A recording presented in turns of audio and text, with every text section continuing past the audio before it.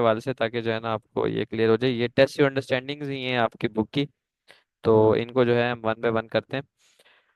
Find the NPV by discounting money cash flows, discounting real cash flows. Stock company is evaluating project which requires investment of 50,000. Net cash flows are 20,000 per year for 4 years at today's price. यानी कि जो cash flows हैं real हैं.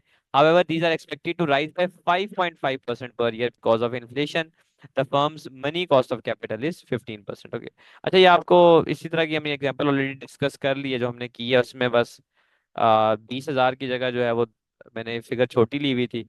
तो ये दोबारा करने की जरूरत नहीं है। देखें, ये 50,000 और 20,000 है, हमने 5,000 और 2,000 ली हुई थी, बाकी कॉस्ट ऑफ कैपिटल सेम है, तो ऑलरेडी हम डिस्कस कर चुके हैं।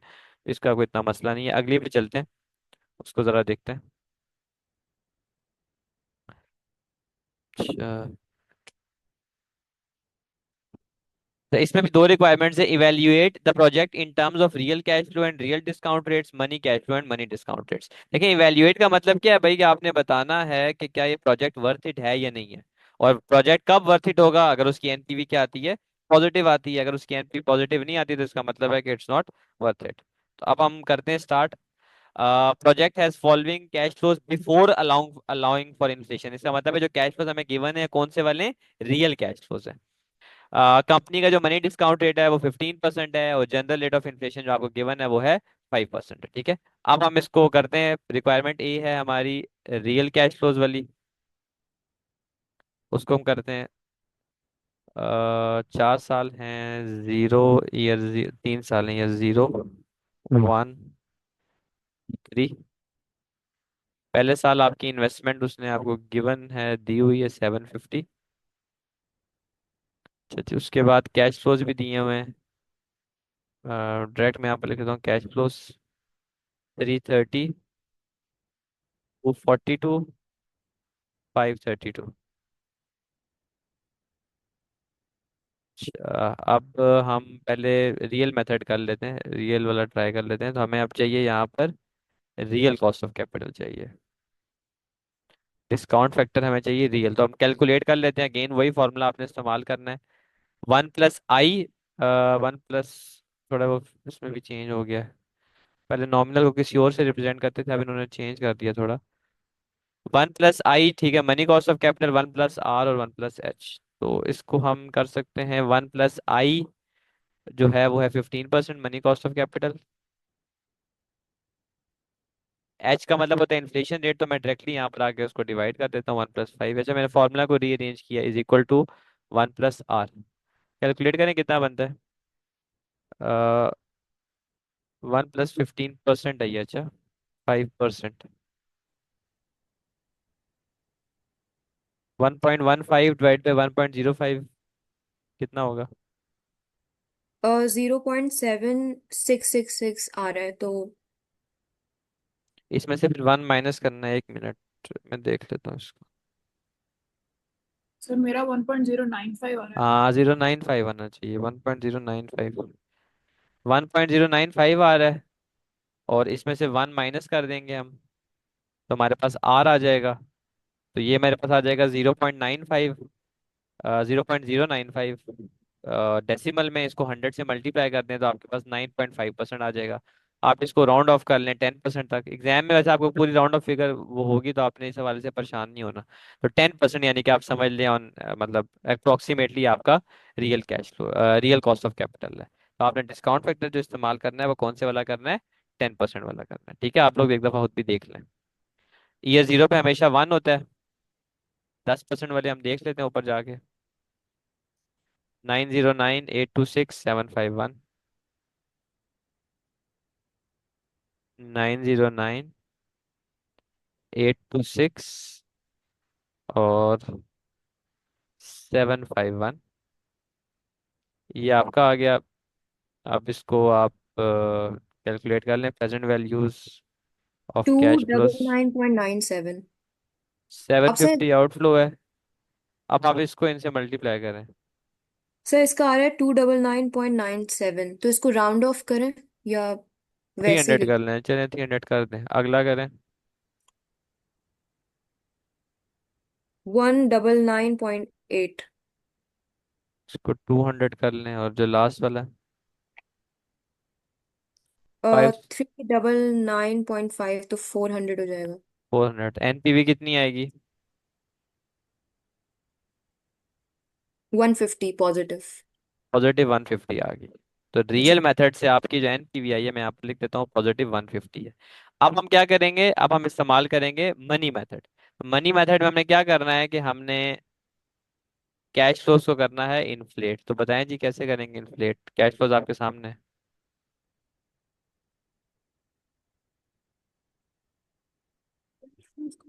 इन्फ्लेशन रेट आपने जो कहा है था वो 5% है।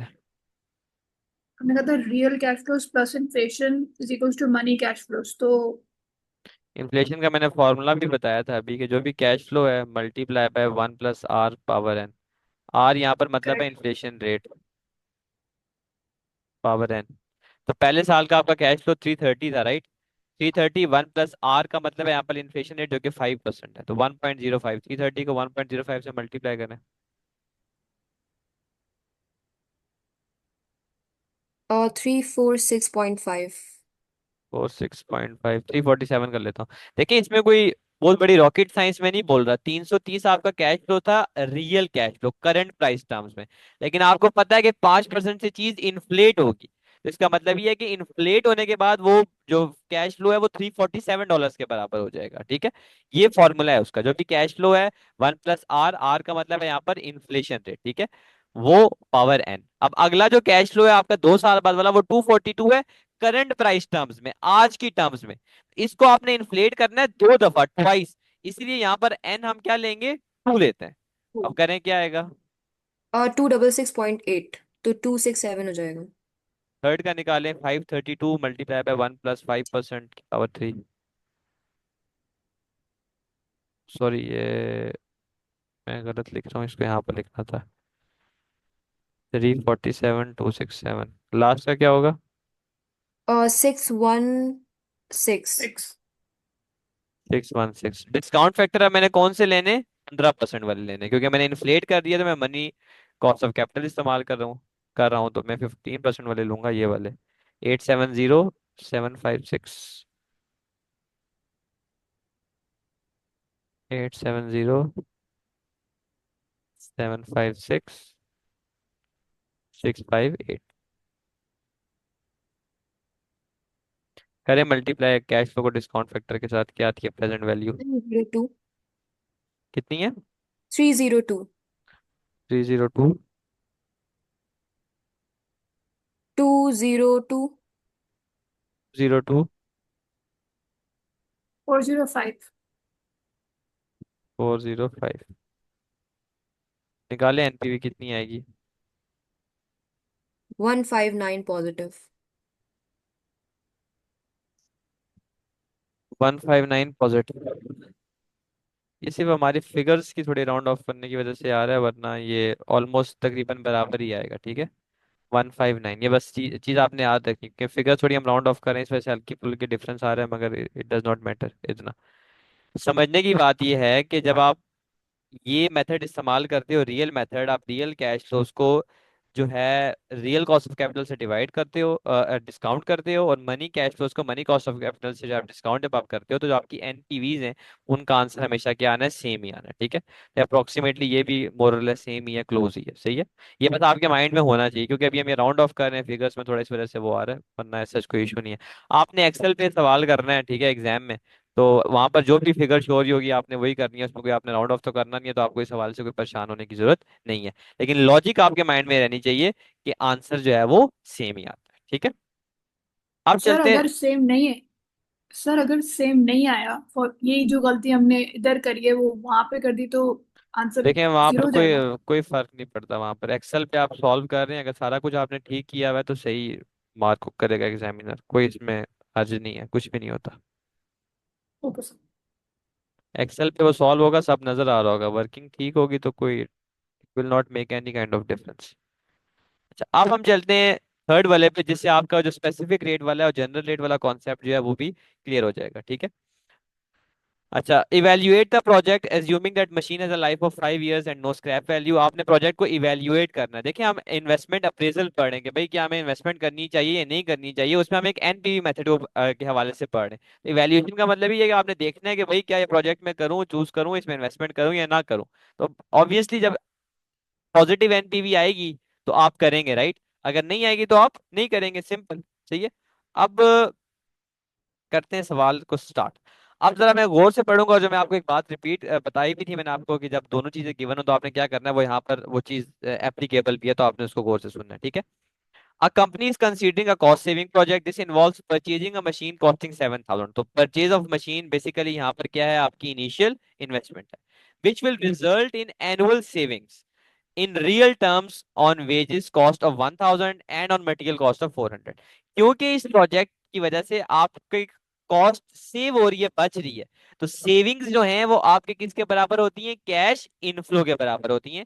कल जो लास्ट क्लास थी उसमें भी मैंने आपको बताया था, ठीक है, कि savings are equal to cash inflow. आपको बचत हो रही है तो आपको कैश इनफ्लो उसने बताया हुआ है कि भाई आपका लेबर का 1,000 का बच जाएगा, और मटेरियल आपका 400 का बच जाएगा।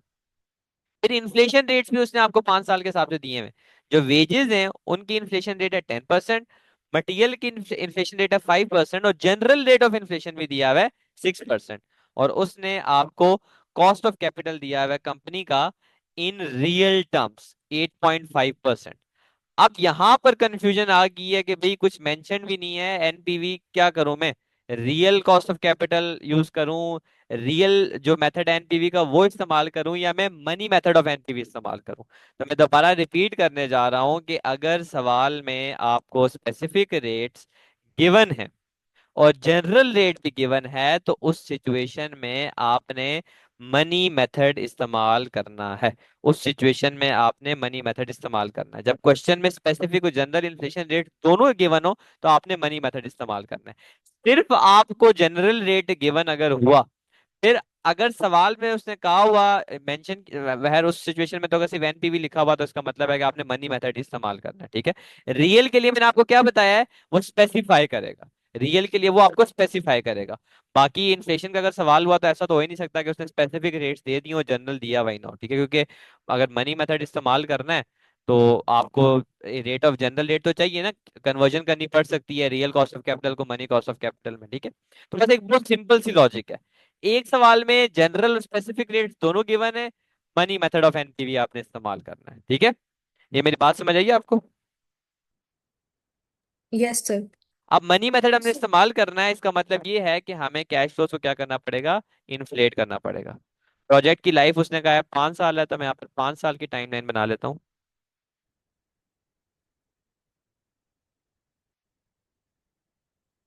सबसे पहले आपकी आ गई इन्वेस्टमेंट 7,000 का, आप इस पे खर्चा करने जा रहे हैं। फिर यहाँ पर आपके दो इनफ्लोज हैं, एक है वेजेस जो आपकी बच रही है, वेजेस सेव्ड, और एक आपकी जो बच रही है मटेरियल सेव। अच्छा मैं यहाँ पर सेव नहीं लिख रहा, जगह नहीं है, आपने ये नहीं समझना भाई कि ये कॉस्ट को सेविंग क्यों लिख रहा है। ये आपका खर्चा बच रहा है इस प्रोजेक्ट को करने से, ठीक है। मजदूरी, मजदूर के 1,000 बच रहे हैं और मटेरियल के 400 बच रहे हैं, ठीक है। तो अब मैं 1,000 और 400 तो ऑब्वियसली लिखूंगा नहीं, क्यों, क्योंकि मैंने इन्फ्लेशन को अप्लाई करना है। अब हम वन बाय वन इन्फ्लेशन को करते हैं अप्लाई। तो सबसे पहले आप 10% वेजेस जो है उसको आपने इन्फ्लेट करना है। हर साल जो है वो आपका, देखिए एनुअल लिखा हुआ है, $1,000 वेजेस का बच रहा है, तो आप इन्फ्लेशन करके देखें कि इन्फ्लेशन करने के बाद कितना बनता है। तो पहले साल का क्या होगा, 1 + 0.1 पावर 1, कितना बनता है ये, 1100। 1100। अगले साल का कैसे निकालेंगे, 1 + 10 पावर 2, यानी कि 1 + 0.1 पावर 2 मल्टीप्लाई बाय 1,000, कितना बनेगा। 1210। इसी तरह बताते हैं आगे भी।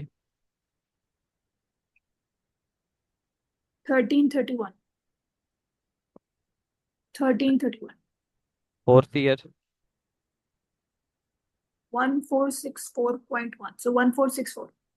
लास्ट ईयर का कितना होगा। 1610। 1610। 1611। 11 कर दें। 1611।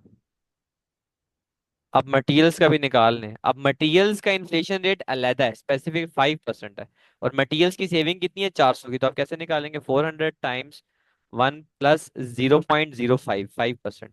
पावर 1 और इसी तरह ऑनवर्ड्स 2 3 4 5 हर साल के लिए। पहले साल का क्या होगा? 420 होगा शायद। 420। हाँ, अगले का बताएं। 441। Third year. 463। Fourth year. 486। और लास्ट ईयर। 511। 511। अगेन मैं रिपीट कर रहा हूँ, ये आपकी बचत है, ठीक है? वेजेस सेव्ड और मटेरियल सेव्ड है, तभी ये कैश इनफ्लो है, इसको कॉस्ट नहीं समझना आप। अब हमने इसको सिंपली वो कर देना है नेट कैश फ्लोज। अब हमें निकालने पड़ेंगे क्योंकि दो कैश फ्लोज हैं, तो इन दोनों को ऐड कर लेते हैं। नेट कैश फ्लोज इन दोनों को ऐड कर लें। दो तरह के कैश इनफ्लोज है ना। पहले का क्या आएगा? 1520। नेक्स्ट। 1651। 1651। फिर 1794। 1794। 1950। 1950। 1950। 2122।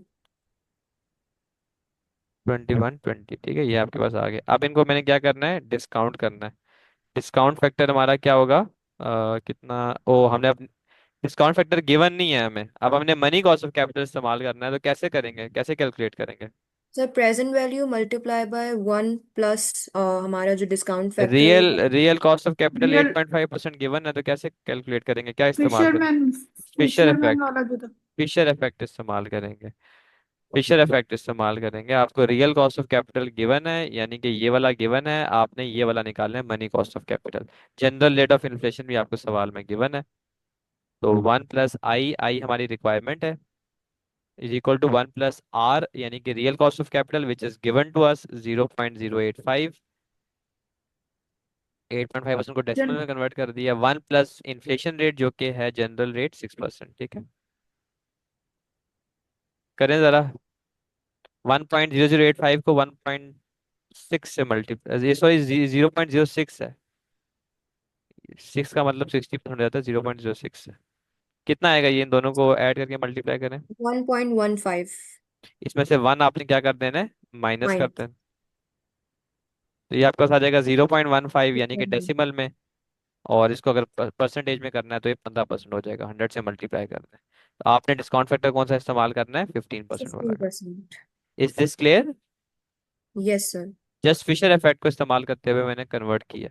अब मैं जरा टेबल पे जाता हूँ और 15% वाले डिस्काउंट फैक्टर लिख लेता हूँ। 870756 सर ये 658। जनरल रेट ऑफ इन्फ्लेशन हमेशा दिया हुआ होगा ना, क्योंकि इसके बगैर तो हम फिशरमैन का यूज ही नहीं कर सकते। फिशर इफेक्ट है, फिशरमैन को आप भूल जाएं। जो जो भी ये जो फॉर्मूला है उसमें जनरल रेट ऑफ हाँ इन्फ्लेशन हाँ, हमेशा दिया बिल्कुल हुआ होगा बिल्कुल ना। बिल्कुल, हाँ, उसके बगैर ये फॉर्मूला इस्तेमाल हो ही नहीं सकता। 870756 658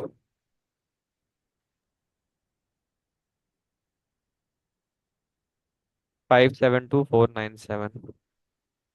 572497।